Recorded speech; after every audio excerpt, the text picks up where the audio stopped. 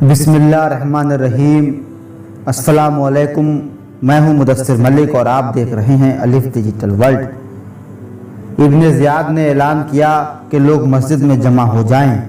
اب لوگ جمع ہو گئے تو ابن زیاد نے منبر پر کھڑے ہو کر کہا، خدا کا شکر ہے کہ جس نے امیر المومنین یزید بن معاویہ اور ان کے ساتھیوں کی مدد کی اور ان کو فتح و نصرت سے نوازا، اور کذاب بن کذاب حسین بن علی رضی اللہ عنہما اور اس کے ساتھیوں کو شکست دی اور قتل کیا، معاذ اللہ۔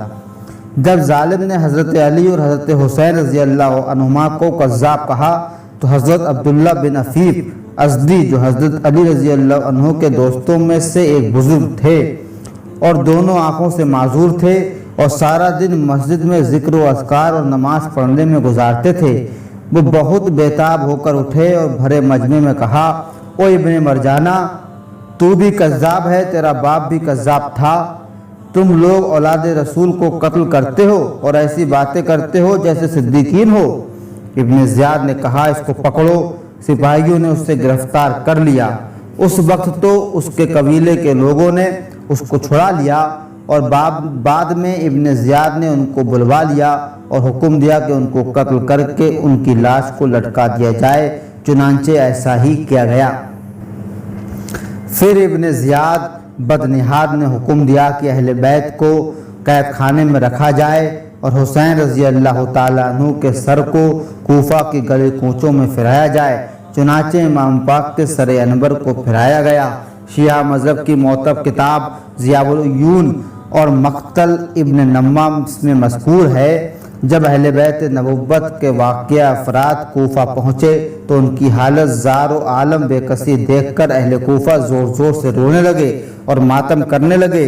ان کے رونے اور ماتم کرنے کو دیکھ کر حضرت امام زین العابدین رضی اللہ تعالیٰ عنہ اور حضرت سیدہ زینب اور حضرت سیدہ ام کلثوم رضی اللہ عنہما ان کے سامنے خطبات ارشاد فرمائے، جس کا خلاصہ یہ ہے، امام زین العابدین رضی اللہ تعالیٰ عنہ نے حمد و صلات کے بعد فرمایا، جو جانتا ہے وہ جانتا ہے، جو نہیں جانتا وہ جان لے کہ میں علی بن حسین بن ابی طالب ہوں۔ میں ان کا فرزند ہوں جو فرات کے کنارے بھوکے پیاسے شہید کیے گئے، حالانکہ ان کے ذمے نہ کسی کا خون تھا نہ انہوں نے کسی کا مال لیا تھا۔ میں ان کا فرزند ہوں جن کی حد تک عزت کی گئی، مال و اسباب بھی لوٹ لیا گیا، ان کے عیال قیدی بنائے گئے۔ میں خدا کی قسم دے کر پوچھتا ہوں، بتاؤ کیا تم نے میرے والد ماجد کو خطوط لکھ کر نہیں بلایا تھا؟ کیا تم نے ان سے عہد و پیمان نہیں کیے تھے؟ ضرور کیے تھے۔ پھر تم نے ان کو چھوڑ دیا۔ صرف یہی نہیں بلکہ ان سے جنگ کی اور دشمن کو ان پر مسلط کیا۔ بس تمہارے لیے ہلاکت و بربادی ہو۔ تم نے جہنم کی راہ اختیار کی اور اپنے لیے بہت بڑا راستہ پسند کیا۔ بولو، تم رسول خدا صلی اللہ تعالیٰ علیہ وسلم سے کس طرح آنکھ ملاؤ گے اور کیا جواب دو گے جب وہ تم سے فرمائیں گے کہ تم نے میرے قریبی رشتہ داروں کا قتل کیا اور میری حرمت کی ہتک کی؟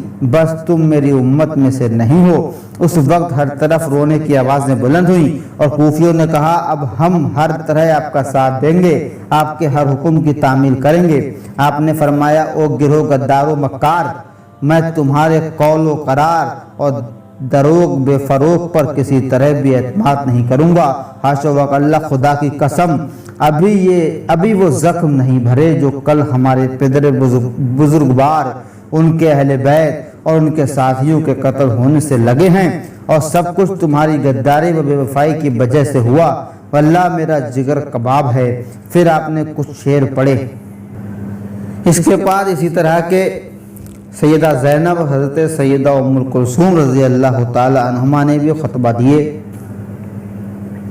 اس کے بعد ابن زیاد بدنہاد نے شاکیوں کی ایک جماعت کے ساتھ، جس میں شمر جلجوشن، خولی بن یزید، زہر بن قیس وغیرہ بھی تھے، شہداء کے سروں اور اہل بیت کے قیدیوں کو یزید پلیت کے پاس اس حالت میں بھیجا کہ زین العابدین کے ہاتھ، پاؤں اور گردن میں زنجیریں ڈال دی گئی تھیں اور بیویوں کو اونٹ کی ننگی پیٹھ پر بٹھایا گیا تھا۔ ظالم نے اپنے سپاہیوں کو تاکید کی تھی کہ راستے میں تشہیر کرتے ہوئے جاؤ اور سروں کو نیزوں پر چڑھا کر لوگوں کو بتاتے ہوئے جانا کہ دیکھ لو، انہوں نے جنہوں نے حاکم وقت کی مخالفت کی ان کا یہ حشر ہوا تاکہ لوگ ڈر جائیں اور یزید کی مخالفت سے باز رہیں۔ کوفی اور شامی بحیثیوں نے اہل بیت اطہار کا سب ساز و سامان لوٹ لیا تھا، اوڑھنے کی چادریں تک اتار لی تھی، اور ابن سعد کے حکم کے باوجود کسی نے کوئی چیز بھی واپس نہ کی تھی۔ یزید نے اس کی پوری تلافی کی اور تمام عورتوں کا جس قدر و مال و اسباب لوٹ لیا گیا تھا اس سے دوگنا ان کو بہت خوشامد کے ساتھ دیا۔ یزید کے اس سلوک پر حضرت سکینہ بنت حسین رضی اللہ تعالی عنہ کہا کرتی تھی، میں نے کسی کافر باللہ کو یزید سے بہتر نہیں دیکھا۔ یزید صبح و شام کھانا کھانے کے وقت حضرت زین العابدین کو بلا لیا کرتا تھا۔ ایک دن ان کے ساتھ عمر بن حسین بھی تھے جو بہت کم سن تھے۔ یزید نے ان سے کہا، کیا تم اس جوان سے لڑو گے؟ ابن حسین نے کہا، کیوں نہیں، ہاں ایک چھڑی مجھے دے دو اور ایک چھڑی اس کو دے دو، پھر میں اس سے لڑوں گا۔ یزید نے اس کو پکڑ کر اپنے ساتھ چمٹا لیا اور کہا، آخر اصلیت کیسے بدل سکتی ہے؟ سانپ کا بچہ سپولیے کے سوا اور کیا ہو سکتا ہے؟ اہل بیت کی مدینہ منورہ واپسی۔ پھر یزید نے اہل بیت رسول کے واقعہ افراد کو مدینہ منورہ بھجوانے کے لیے حضرت امام زین العابدین کو بلایا اور کہا، خدا ابن زیاد پر لعنت کرے، بلّہ اگر میں ہوتا تو حسین جو کچھ کہتے مان لیتا، خواہ میرا نقصان ہی ہوتا، لیکن خدا کو یہی منظور تھا جو تم نے دیکھا۔ بہرحال تم نے کسی چیز کی ضرورت پیش آئے تو مجھے لکھ دینا۔ پھر یزید نے حضرت نعمان بن بشیر کو بلا کر کہا کہ ان کو ضروری سامان سفر اور شریف قسم کے حفاظتی دستے کے ساتھ حفاظت کے ساتھ مدینہ پہنچا دو۔ انہوں نے اس خدمت کو خوشدلی کے ساتھ قبول کر لیا اور بڑے ادب و احترام اور انتہائی راحت و آرام کے ساتھ مدینہ پہنچایا۔ نتیجہ یہ ہے کہ بلا شبہ یزید نے ابن زیاد پر لعنت و برا بھلا وغیرہ کہا اور قتل امام پر اظہار افسوس بھی کیا، لیکن اس وجہ سے نہیں کہ اس کے نزدیک قتل امام ناجائز اور برا ظلم تھا، اور نہ اس پر لازم تھا کہ وہ ابن زیاد اور قاتلان حسین سے پوچھ تاچھ کرتا، اس کے اس ظلم کی سزا دیتا، جبکہ اس نے ابن زیاد کو اکرام و انعام سے نوازا۔ اس کے اظہار افسوس کی وجہ یہ تھی کہ وہ سمجھتا تھا کہ امام اور اہل بیت نبوت کے دیگر افراد کے ناحق قتل اور ان پر ظلم و ستم کے بدترین سیاہ داغ جو میرے ماتھے پر لگ چکا ہے وہ کبھی صاف نہیں ہوگا، اور دنیا اسلام قیامت تک مجھے ملامت کرتی رہے گی۔ چنانچہ اس نے اپنی رسوائی کے خطرات کے پیش نظر صرف زبانی لعنت وغیرہ بھیجی اور ندامت و افسوس کا اظہار بھی کیا تھا۔ جب ستم رسیدہ قافلہ مدینہ منورہ کے قریب پہنچا اور حضرت ام کلثوم نے جو ہی مدینے کے در دیوار دیکھے تو روتے ہوئے کہا، آہ مدینہ خلد و فضا و مصیبتہ، اب سامنے ہمارے نا آب و مصیبتہ، آتے ہیں مبتلائے بلا و مصیبتہ، کیا کیا اٹھائے زور و زفا و مصیبتہ۔ قافلے کو دیکھنے کے لیے تمام شہر والے اور مدینہ اور ام المومنین حضرت ام سلمہ رضی اللہ تعالی عنہ اور حضرت محمد بن حنفیہ اپنے گھروں سے نکل پڑے۔